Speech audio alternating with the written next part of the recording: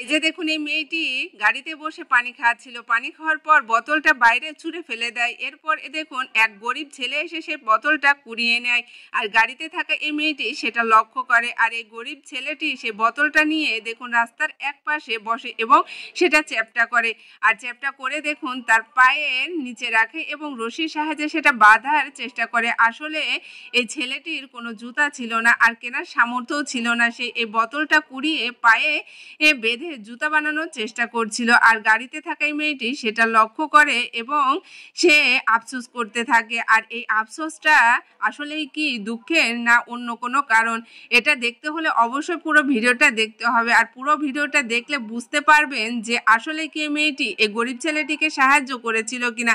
এরপর দেখুন, ছেলেটি পায়ে বাঁধার পর সে অনেক আনন্দ পাচ্ছে জুতা বানানোর পর। এরপর দেখুন, এই মেয়েটি দেখে খুবই অবাক হলো এবং সে এখান থেকে তার গাড়ির কাছে গেল।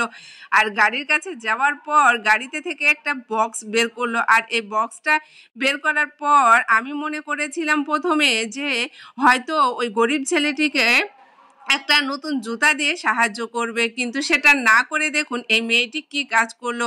শেষ পর্যন্ত দেখলে আপনিও কিন্তু অবাক হয়ে যাবেন। এরপর দেখুন, এই মেয়েটি সেই বক্সটা হাতে করে সে গরিব ছেলেটির কাছে যায়। আর এই ছেলেটি দেখুন সে পায়ের দিকে তাকাচ্ছিল আর খুবই আনন্দ পাচ্ছিল।